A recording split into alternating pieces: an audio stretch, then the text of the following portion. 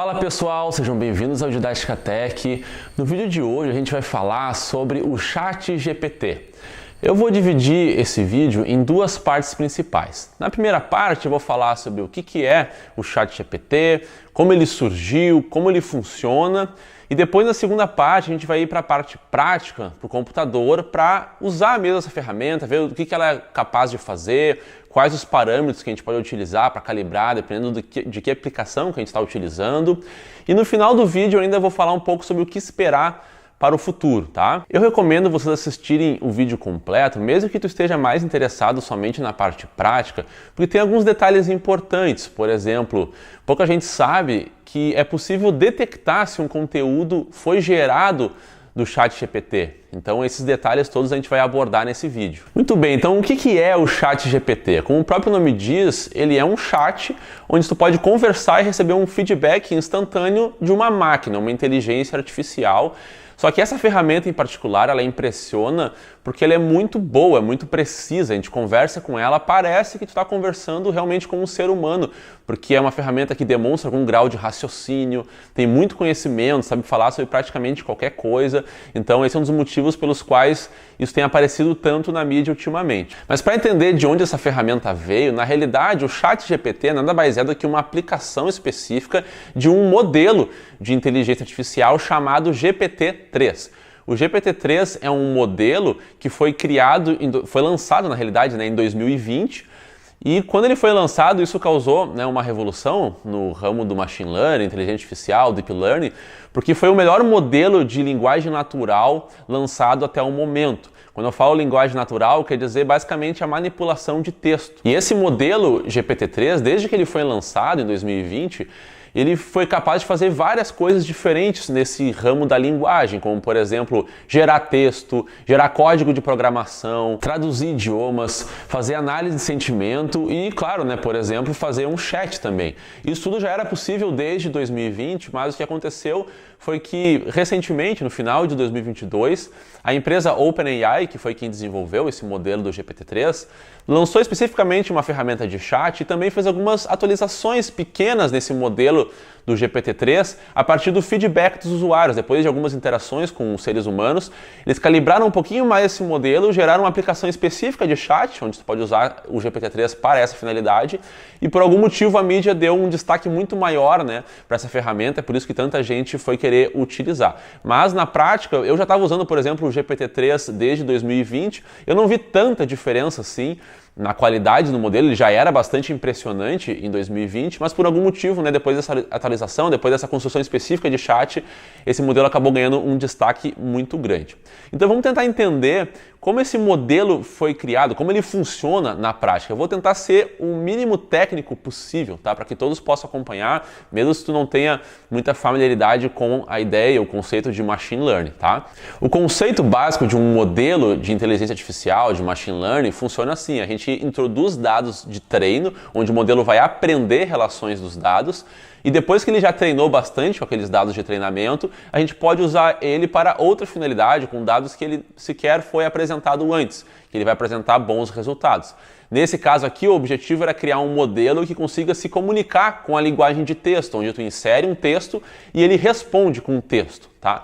Então, como é que foi a lógica de treinamento? Hoje o GPT-3, que é esse modelo de inteligência artificial, a gente pode imaginar ele como uma caixa preta, tá? Onde dentro tem uma rede neural profunda com muitas camadas, que eu não vou entrar em muitos detalhes aqui, mas imagina que tem uma rede neural profunda e ela vai receber dados de entrada com um objetivo, uma variável target, ou seja, um gabarito. Vai dizer o que é o correto a se fazer a partir de cada entrada.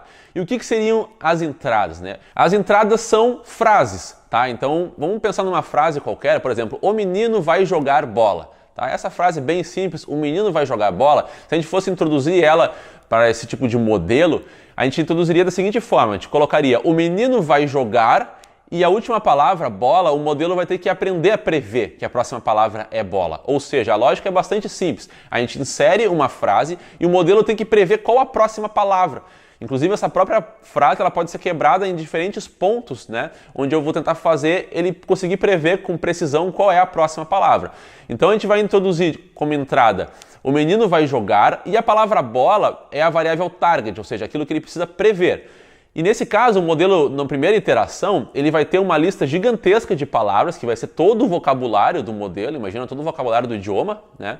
Dezenas de milhares de palavras, e ali ele vai ter uma probabilidade de cada palavra ser escolhida, que numa primeira iteração, cada uma tem uma probabilidade muito próximo de zero de ser escolhida, e todas têm a mesma probabilidade, porque o modelo não sabe o que fazer, né? Então ele vai escolher aleatoriamente uma palavra de todo aquele vocabulário. Vamos dizer que ele pegou a palavra elefante, né? Então ele está achando que a palavra correta é elefante, a frase ficaria: o menino vai jogar elefante. E daí ele vai receber o feedback de que está errado. Por quê? Porque o gabarito é a palavra bola. Então ele vai se retroalimentar e vai descobrir, então a palavra bola, de todo aquele vocabulário, a palavra bola seria a palavra mais adequada para se encaixar nessa frase. Então ficaria: o menino vai jogar bola. Depois a gente vai introduzir outra frase para esse modelo, depois outra frase, outra frase. Imagina que a gente pegasse um livro inteiro e quebrasse esse livro em diversas frases, né? Ou mais ainda, pegar vários livros, ou pegar todo o conteúdo do Wikipedia, ou ainda todo o conteúdo da internet, né? Então foi exatamente essa a ideia por trás do GPT-3, foi isso basicamente que eles fizeram. Eles fizeram uma curadoria do conteúdo da internet, de livros, de várias bibliotecas, né, de texto, e a partir disso eles treinaram o modelo quebrando frase por frase, fazendo previsões de qual a próxima palavra. Por quê? Porque dessa forma o modelo foi aprendendo diversas coisas, relações entre as palavras. Ele aprendeu, por exemplo, que o menino vai jogar. Às vezes a palavra que vem depois é bola, às vezes é futebol, mas poderia também ser vôlei, poderia ser videogame. Tem algumas palavras que têm uma probabilidade maior de ser escolhida, ele foi fazendo uma média disso, e tem algumas palavras que nunca são escolhidas nesse contexto. Então ele foi aprendendo que algumas palavras tinham características similares entre si, e com isso ele atribui probabilidades. Basicamente é isso, ele recebe um input de texto e depois ele tem uma probabilidade de escolher qual a próxima palavra. Algumas palavras vão ter uma probabilidade mais alta de serem escolhidas, outras palavras têm uma probabilidade menor. E com isso, a partir dessas probabilidades, ele pode escolher aleatoriamente, entre aspas, né, aleatoriamente, mas na realidade é a partir dessa distribuição de probabilidades, ele vai escolher aquela palavra que ele vai pegar. Como ele sempre vai escolher uma palavra a partir de uma probabilidade, ele não vai pegar sempre a mesma palavra em cada contexto. Então, às vezes eu vou colocar um input para ele: o menino vai jogar, pedir para ele preencher, às vezes ele vai colocar a palavra bola, às vezes ele vai colocar a palavra futebol, às vezes ele vai colocar a palavra videogame, nem sempre ele vai colocar a mesma palavra. E com isso ele sempre vai acabar gerando textos novos. Se eu pedir para ele criar uma redação, por exemplo, né, se eu começar a frase assim: escreva uma redação sobre o assunto futebol, ele vai receber essa entrada e ele sabe, como é que eu continuo isso? Se a entrada foi: escreva uma redação, palavra por palavra, ele está lendo, sobre futebol, o que ele espera vir depois? Ele já viu essa sintaxe várias vezes na internet, então ele sabe que depois dessa frase costuma vir uma redação, e uma redação costuma começar com um artigo, por exemplo. Então a próxima palavra que ele vai prever provavelmente seja um artigo.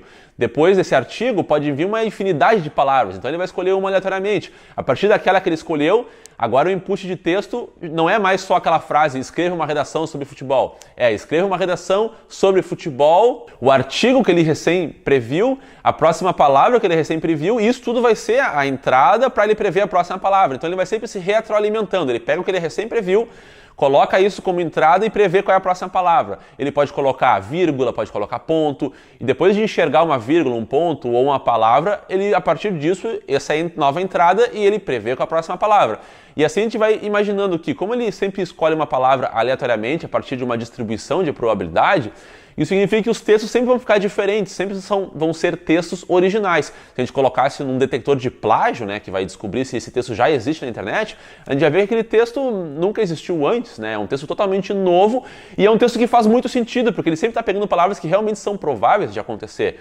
E ele aprendeu isso a partir de textos humanos. Então a gente vai acabar lendo e vai descobrir que, poxa, esse texto aqui parece que foi feito por um ser humano. Então, em resumo, esse é o funcionamento do GPT-3, e aí, como esse modelo foi treinado com texto, isso significa que fazendo pequenas solicitações para esse modelo, ele já vai nos dar resultados. Por quê? Porque quando eu falo que esse modelo foi treinado com todo o conteúdo da internet, significa que ele leu idiomas diferentes, ele leu linguagem de programação, ele aprendeu diversas coisas que os próprios seres humanos fazem com a linguagem. Então, se a gente faz solicitações como: escreva um código Python que gere números aleatórios e coloque numa lista, ele já viu essa informação na internet, então ele vai conseguir pegar, ele sabe o que é a próxima palavra que pode ser prevista, vai ser a própria linguagem de programação.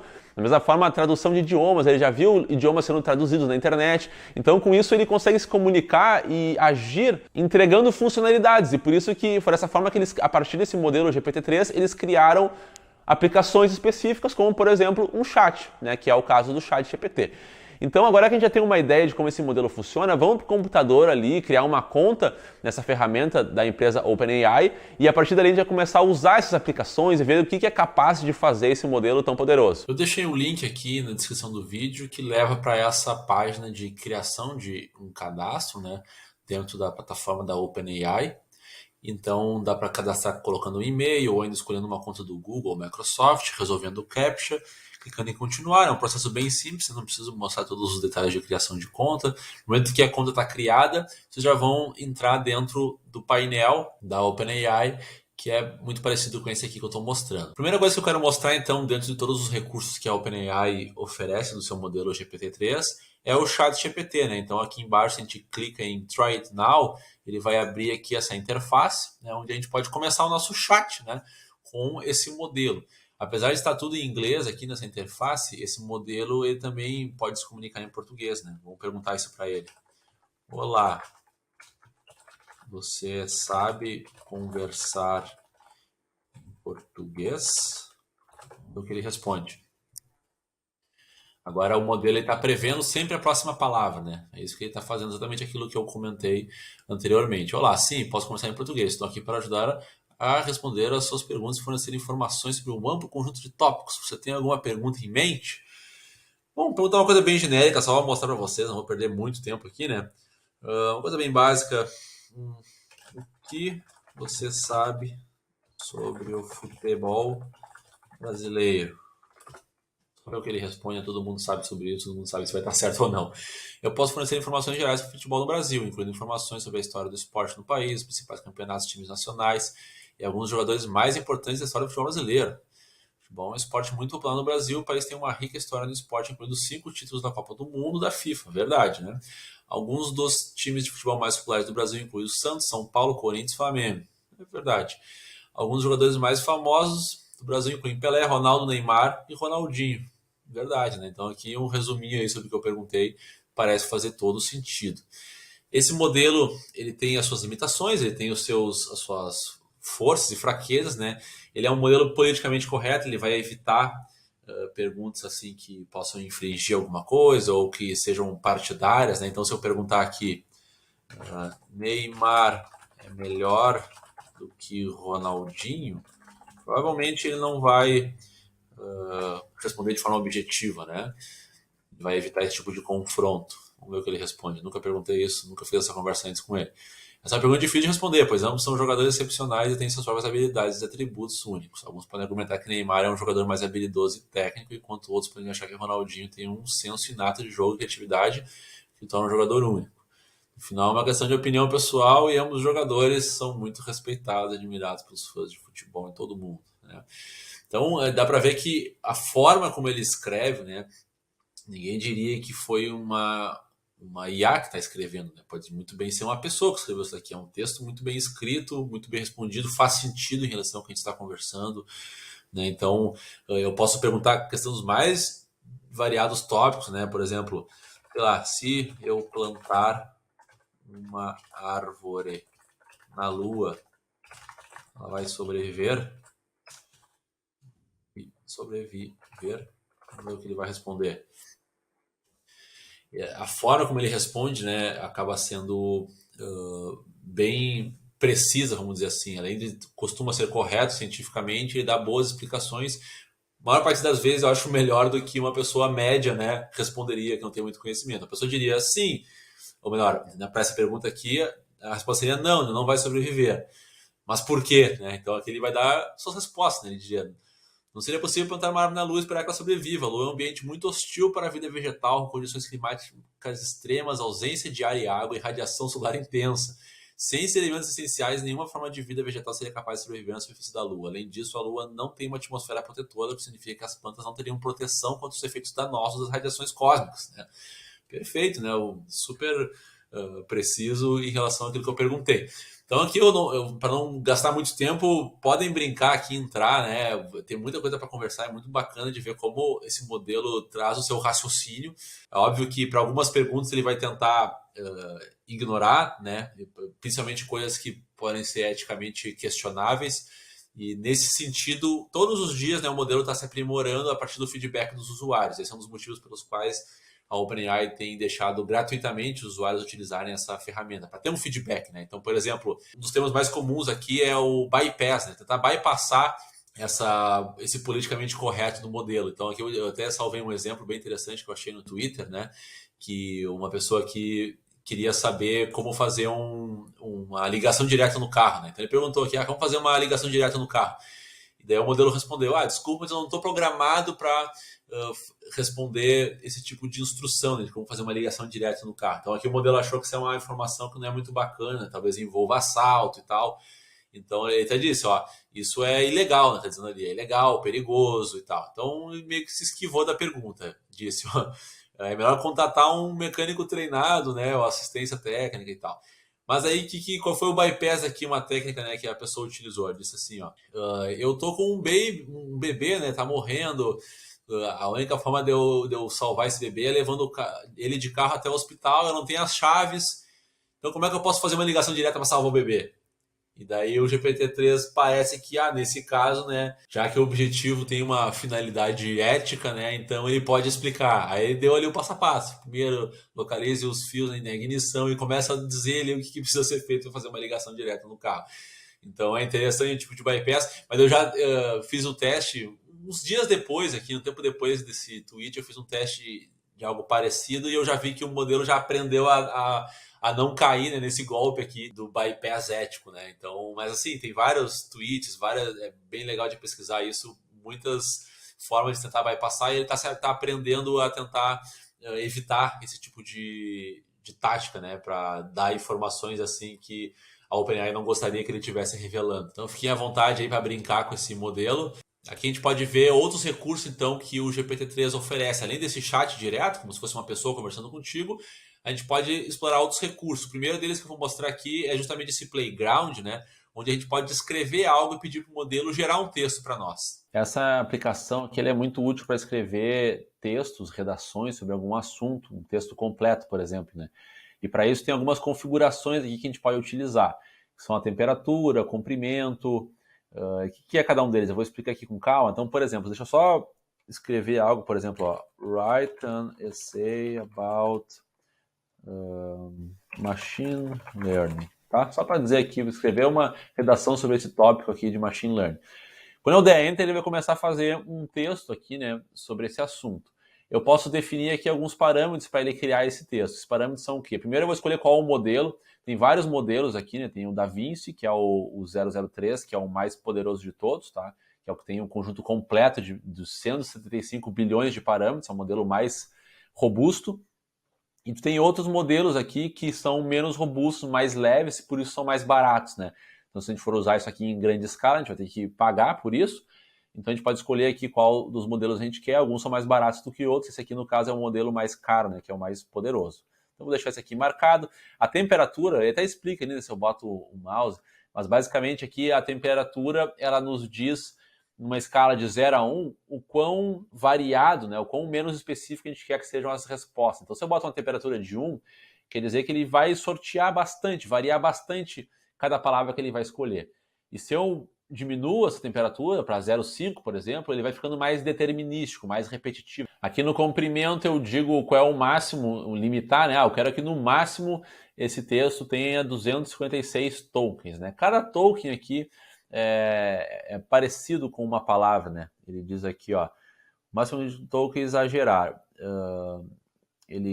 Cada um token corresponde a praticamente 4 caracteres, né? Então, em média, claro, algumas palavras têm mais caracteres do que outros, né? Mas em geral, assim, dá para pensar que um token seria uma palavra e tal.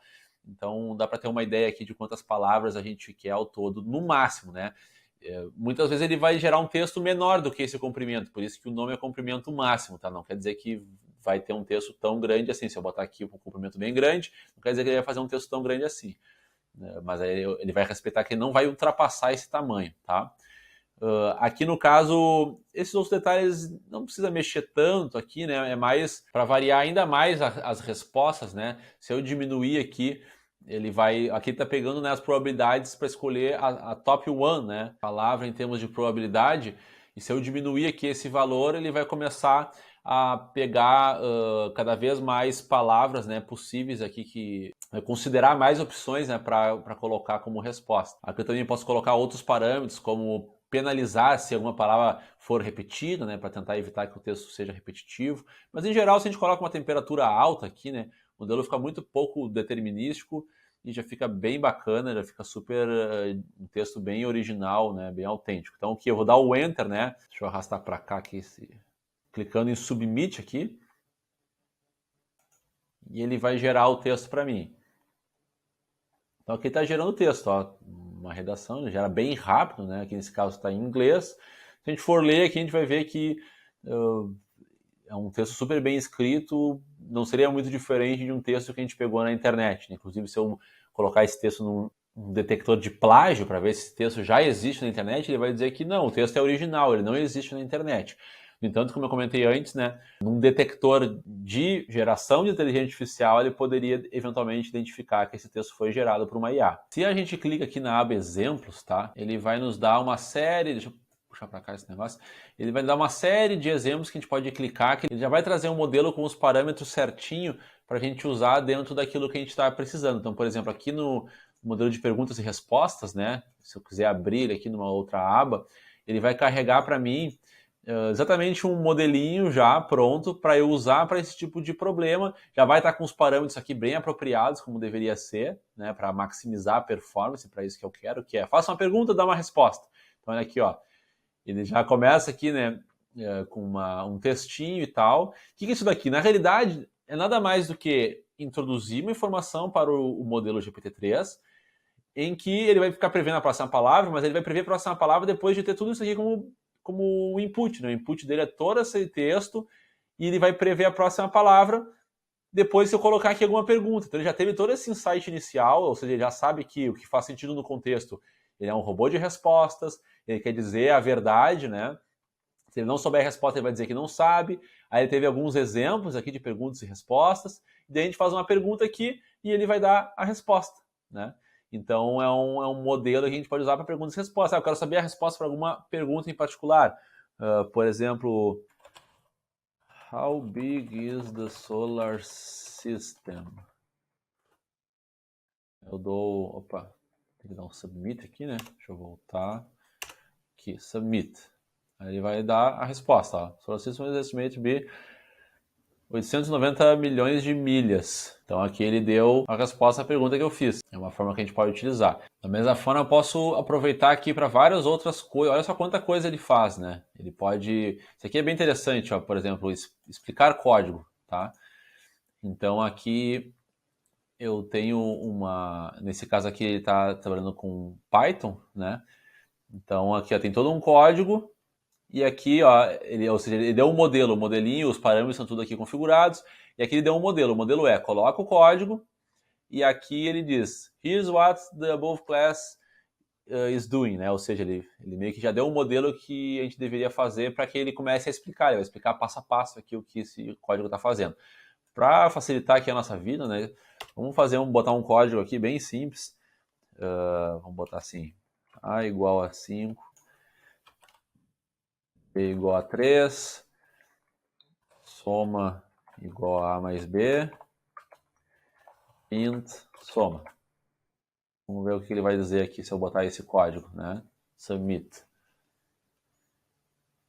Dizendo, criei uma variável, né? Passou o valor de 5, uma variável passou o valor de 3, criei uma variável chamada soma, deu o valor de A mais B e imprimiu o valor. Né? Então, ok, mas aqui foi muito fácil, né? Vamos fazer um outro teste aqui agora com um códigozinho um pouquinho maior. Vou pegar aqui na internet qualquer coisa, eu peguei aqui, eu botei pesquisar um código que diga se um número é primo, tá? Então, eu copiei aqui, vou colar aqui. Vamos tirar aqui os comentários, né? Para não facilitar a vida dele. Aqui, ele já deu um número ali, vamos deixar assim então. Em vez de atribuir um número, o usuário vai ter que entrar com um número aqui, né? Tá, vamos ver. Tira aqui o comentário. o comentário.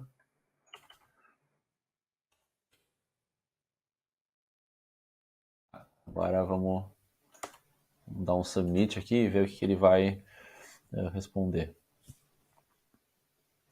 Pediu um número para o usuário, está checando se o número é 1. Se ele for, ele imprime que não é um número primo. Se ele é maior que 1, ele está checando se o número é divisível por qualquer número entre 2 e um número. Né? Então, que na prática é o conceito de número primo. Né? Ou seja, conferir se o número é divisível por qualquer outro número além de 1. Né? Então deu para ver que ele conseguiu abstrair aqui o que o código está fazendo e explicou para a gente. Então isso aqui é super útil, né? Tá pegando um código, não está entendendo nada do que está acontecendo, bota aqui que isso aqui pode te dar algum insight para ajudar a compreender. O que mais esse algoritmo é capaz de fazer? Vamos dar uma olhada aqui, né? Da ideia de anúncio, fazer um resumo de um texto, aqui eu acho muito interessante. Vamos clicar aqui para dar uma olhada. Como é que funciona? Isso aqui é como se fosse é uma sigla, né? TLDR é Too Long Didn't Read. É longo demais, então eu não li, né? É uma sigla muito usada em inglês. O que ele responderia aqui? Se eu botasse para rodar nesse caso, já viu com esse modelo pronto para a gente aprender o que ele está fazendo. Se não está entendendo o que o modelo faz, né? Qual é a lógica da coisa, basicamente, primeiro tu dá um submit aqui e tu vê o que a resposta que ele vai dar. Então é muito simples. Ele pegou aqui um textinho um pouquinho grande, e daí ele resumiu o que esse texto estava falando, tá? Então vamos ver se funciona para um texto maior. Vou abrir o Wikipedia aqui num texto qualquer, tá? Eu vou copiar aqui uma parte do texto. Deixa eu pegar uma parte que não tenha tantos links.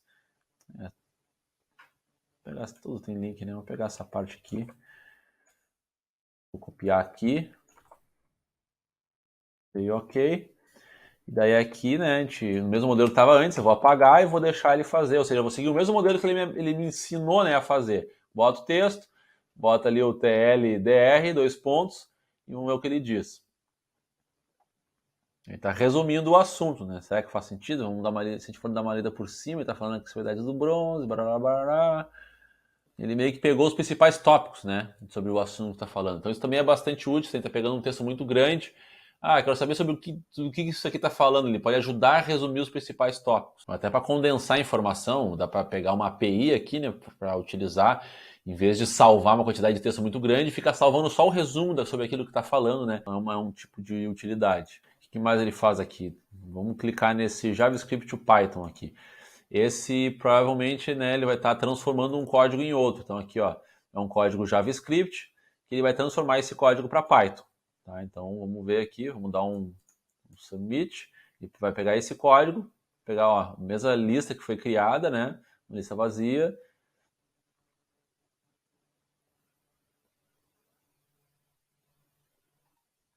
Ele repetiu várias vezes aqui, não sei por que raios ele fez isso.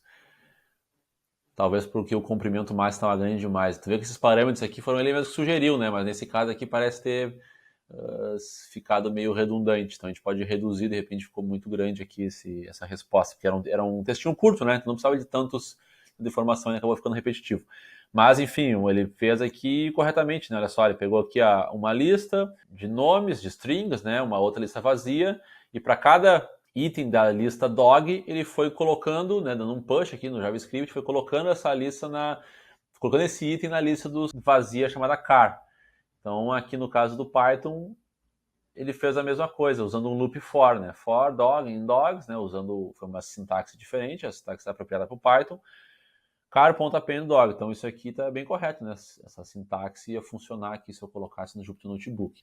E tu vê que esse modelo ele é muito poderoso, a OpenAI trabalhou especificamente usando muito conteúdo do GitHub, do Stack Overflow, fóruns de programação para criar um Codex, né, que é essa versão do GPT-3, assim como tem o Chat GPT, tem o Codex, que é voltado para código, onde a gente pode construir código. Eu vou criar um vídeo depois específico para isso, para mostrar como a gente pode trabalhar com criação de código Python e outras linguagens, né, usando essa ferramenta também, que é muito poderosa. Legal, então agora que a gente já explorou um pouco dessa ferramenta, vamos falar um pouco sobre a detecção. Como é que é possível detectar se um conteúdo veio do GPT-3 ele foi gerado por uma inteligência artificial.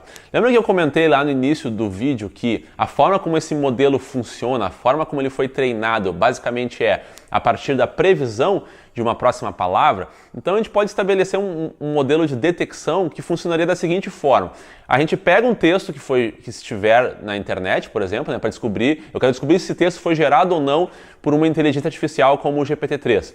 A gente quebra esse texto palavra por palavra e a gente vai analisar a partir do início de uma sequência de palavras, esse modelo de detecção vai prever qual seria a próxima palavra. E ele vai ter uma distribuição de probabilidades. E ele vai ver qual a palavra que foi escolhida. Depois ele vai fazer a mesma coisa para cada uma das palavras. Se a próxima palavra escolhida sempre está entre as top palavras que seriam escolhidas pelo GPT-3, esse é um forte indício de que esse texto, né, foi gerado pelo GPT-3. Afinal, é muito improvável que um ser humano escrevendo sempre escolha uma palavra que o próprio modelo escolheria, né? Como existem probabilidades associadas à escolha das palavras em um modelo, a gente pode ver o resultado final e ver se aquelas palavras escolhidas seguem minimamente aquela distribuição de probabilidade.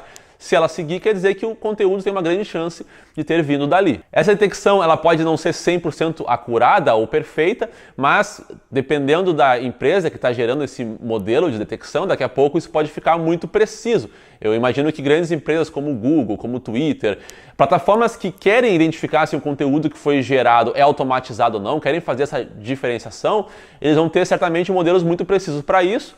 Talvez algumas empresas, startups surjam, como já existem algumas, para fazer esse tipo de detecção, para que pessoas possam verificar. Por exemplo, um professor quer ver se um aluno gerou um texto, né, para fazer o seu trabalho no GPT-3 ou não. Então ele vai poder usar essa ferramenta. Vou mostrar aqui um exemplo de uma ferramenta de detecção para vocês verem como isso pode funcionar na prática. Então, para mostrar como é possível fazer essa detecção, eu vou usar um detector online que eu encontrei. Existem vários na realidade, né? E, obviamente, esses detectores, eles são algumas empresas que trabalharam para isso. Então, a gente pode imaginar que se algumas startups aqui, né, já conseguem fazer esse tipo de detecção, muito mais o próprio Google ou Twitter ou outras plataformas que eventualmente vão implementar algo no futuro, né? Mas hoje já tem alguns detectores online que a gente pode utilizar. Um deles é esse daqui, né, Writer.com, e tem um detector de inteligência artificial ali dentro. Ele acho que até 400 palavras ou 350 palavras, algo assim, ele consegue deixar que a gente escreva aqui.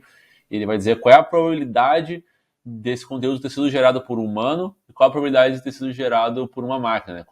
Quanto menor a probabilidade aqui, mais arriscado do conteúdo ter sido gerado por uma máquina, tá? Teve só 44% aqui de chance de ter sido gerado por um humano esse conteúdo que eu copiei daqui, né? Eu botei Write an essay about the modern society, né? Só pedi para ele gerar uma redação sobre um tópico qualquer, copiei aqui esse texto, que pareceu que ficou muito bom, né? Qualquer ser humano aqui olharia e diria que é um texto ok, mas a gente bota no detector, ele já diz aqui, ó, tem uma grande chance aqui desse conteúdo ter sido gerado por uma inteligência artificial. Inclusive, a OpenAI provavelmente vai introduzir em breve uma espécie de marca d'água para a identificação que o conteúdo veio do GPT-3, tá? Isso foi falado aqui numa palestra que um pesquisador da OpenAI deu recentemente, nesse vídeo aqui.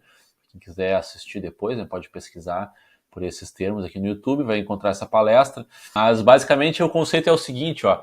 Lembra que eu comentei ali quando estava explicando a parte teórica que cada palavra que o modelo prevê, né, cada termo aqui, ele olha para tudo que tem antes, então tudo isso aqui que teve antes, ele olha e daí ele tenta prever qual é a próxima palavra. Se tudo isso aqui foi o termo anterior, ele prevê essa palavra aqui. Aí ele pega todo esse texto aqui e prevê essa próxima palavra. E assim ele vai prevendo, né? E cada palavra tem uma probabilidade de ser escolhida a partir de uma nuvem de probabilidade ali. E é assim que ele trabalha. Uma marca d'água seria, em vez de escolher cada palavra de forma probabilística, a partir da probabilidade real mesmo dessa próxima palavra poder ser utilizada, é usar uma probabilidade pseudo-randômica. Então, o que significa isso? Imagina aqui que depois desse texto aqui todo, ele está tentando escolher alguma palavra para vir depois. Aí aqui tem várias palavras que poderiam aparecer, com algumas probabilidades, e ele escolheu uma delas, tá? Obviamente, ele vai sempre escolher palavras que são bastante prováveis. Só que em vez de escolher aleatoriamente uma dessas palavras bastante prováveis, ele vai usar uma probabilidade, tá, que é bem específica sempre, né, de alguma das palavras serem escolhidas. Que é pseudo-randômico, porque parece ser randômico, os textos continuam parecendo ter sido gerados assim por uma pessoa, né, se um humano vai ler, mas essa probabilidade de escolha de cada palavra, na realidade, ela não é randômica, ela tem uma nuvem de probabilidade bem específica, que é sabida e que a OpenAI vai divulgar qual é, e dessa forma, uma ferramenta detectora pode conferir se cada palavra escolhida está seguindo aquela probabilidade, né, pseudo-randômica que foi definida lá pela OpenAI. Então, basicamente, esse é o conceito aqui de fazer uma marca d'água. O texto em si, né, todo o texto, ele estaria com essa revelação intrínseca aqui de que cada palavra está sendo escolhida conforme uma probabilidade. Então, uma ferramenta de detecção de inteligência artificial conseguiria pegar, no caso, mais facilmente, né? Isso é para facilitar esse tipo de detecção. Quais são as formas de bypassar isso? É claro que existem formas, né, de desviar dessa detecção, que seria o quê? Depois de gerar um texto do GPT-3, passar por um novo modelo que bagunça um pouco essas palavras, que troca elas por sinônimos, que reorganiza um pouco as frases. Isso tornaria muito difícil, daí essa marca d'água, por exemplo, já iria sumir, né? Isso tornaria muito difícil as ferramentas conseguirem detectar. Então, como tudo, né, no mundo da tecnologia, sempre vai ter uma disputa de gato contra rato, onde um tenta correr na frente do outro, né? Um tenta ficar melhor que o outro, a detecção tenta ficar melhor do que a geração tenta bypassar a detecção, e assim acontece também no mundo da geração das imagens fake, o mundo da segurança cibernética é assim, né? Sempre os sistemas de segurança tentam ficar melhores que os hackers tentam ficar melhores que os sistemas de segurança. Então isso deve acontecer aqui bastante também nesse mundo dos modelos que trabalham com linguagem natural. Então eu queria aproveitar agora esse momento do vídeo para falar um pouco sobre a inteligência desse modelo do GPT-3, o quão inteligente ele é.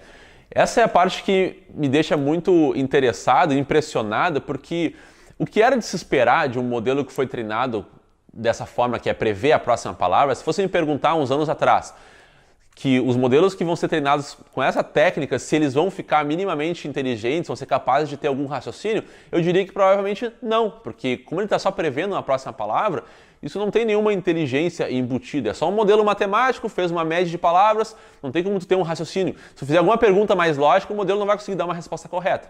Mas o que mais impressiona é que esse modelo ele consegue ter um processo de raciocínio. Só com essa técnica de previsão de próxima palavra, ele consegue estabelecer uma espécie de raciocínio, dar respostas lógicas.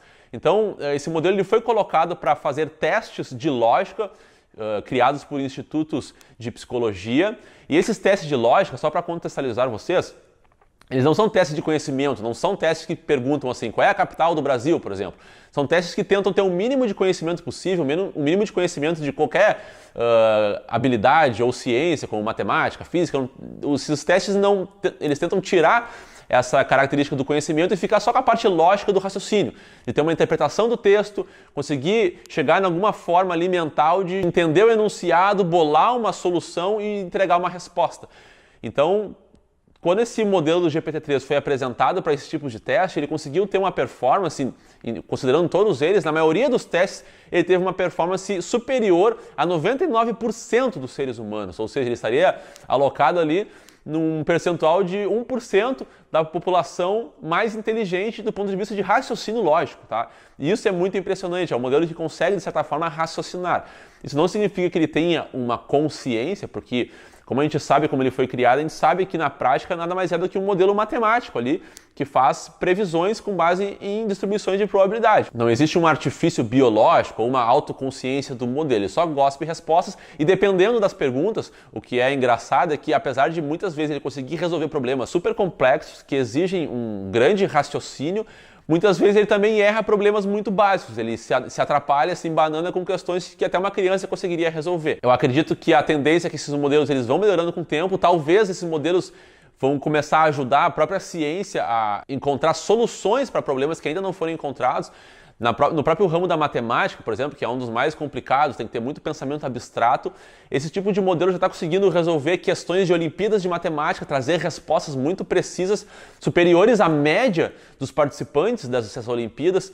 Então é só uma questão de tempo para daqui a pouco esses modelos já estarem acertando mais do que os próprios campeões, e daqui a pouco eles vão estar resolvendo problemas que os próprios pesquisadores não conseguem resolver ainda, ou no mínimo vão dar insights para os pesquisadores, e ao mesmo tempo é possível que esses modelos consigam fazer coisas super impressionantes como isso, mas não consigam resolver problemas super elementares, como dizer Qual desses elementos é o mais diferente entre um cachorro, um gato, uma vaca e uma árvore? Talvez ele tenha dificuldade de responder esse tipo de pergunta, mas consiga resolver problemas super complexos. Então, esse é um tipo de resultado que eu imagino que deve acontecer num futuro próximo. A próxima versão, inclusive, que vai ser o GPT-4, uma próxima atualização, é bem provável que seja lançado nesse ano de 2023. Todos estão muito curiosos para ver o quão performático e quão impressionante esse modelo vai ser, porque sempre que a OpenAI lança uma nova versão do modelo, ele foi muito superior ao modelo anterior. Primeiro veio o GPT, depois veio o GPT-2, depois veio o GPT-3 e agora, né, o próximo seria o GPT-4. Então, o que esse modelo seria capaz de fazer? Né? Eu imagino que ele vai estar conseguindo resolver problemas, dando insights, tendo criatividade num nível muito impressionante, cada vez melhor, cada vez no estado da arte em comparação com o que os humanos são capazes de fazer, mas que ele ainda vai pecar em coisas muito elementares. E claro, muitas perguntas surgem em relação a isso, como e os empregos, né? O que esses tipos de ferramentas vão fazer com os empregos? Eles podem acabar tirando muitas funções. E isso é verdade, mas ao mesmo tempo, sempre que se cria uma nova tecnologia, muitos outros empregos acabam surgindo em cima dessa tecnologia. Nesse caso aqui, a gente pode pensar que as tecnologias, elas atuam em camadas. Então, cada camada inferior proporciona toda uma série de empregos, né, associados à camada de cima. Então a gente começou lá no início com a fabricação, né, de transistores, que são os elementos básicos da eletrônica. A partir dos transistores tu vai ter os circuitos integrados, aí em cima deles tu constrói as arquiteturas dos computadores, aí depois tu tem as linguagens de programação, que tem vários níveis. Com as linguagens de programação tu cria modelos de inteligência artificial. Esses modelos de inteligência artificial agora vão ser capazes de gerar aplicações e as pessoas vão poder trabalhar em cima disso também, usando esses modelos para gerar coisas novas. Então eu acho que eles vão servir como uma ferramenta, como uma espécie de extensão do cérebro. Da mesma forma que os computadores foram uma extensão do cérebro no sentido de velocidade, no sentido de computação bruta, né?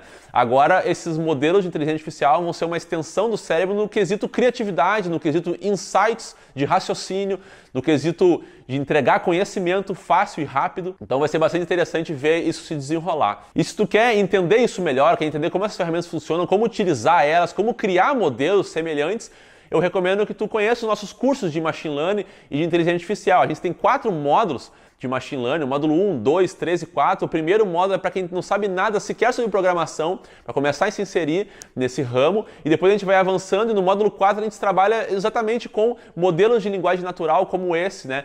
Que está ganhando bastante destaque na mídia agora, que é o GPT-3. Então tu vai entender como isso funciona, vai aprender a utilizar, vai criar os teus próprios modelos, e essa é uma ótima forma de se preparar para o futuro também, tanto para um enriquecimento de conhecimento pessoal, como eventualmente também para a tua carreira. Eu vou deixar aqui um link na descrição do vídeo, onde tu pode conhecer o nosso portfólio de cursos, e por esse vídeo eu vou ficando por aqui. Espero que vocês tenham gostado e nos vemos em breve em próximos vídeos aqui no canal. Até mais!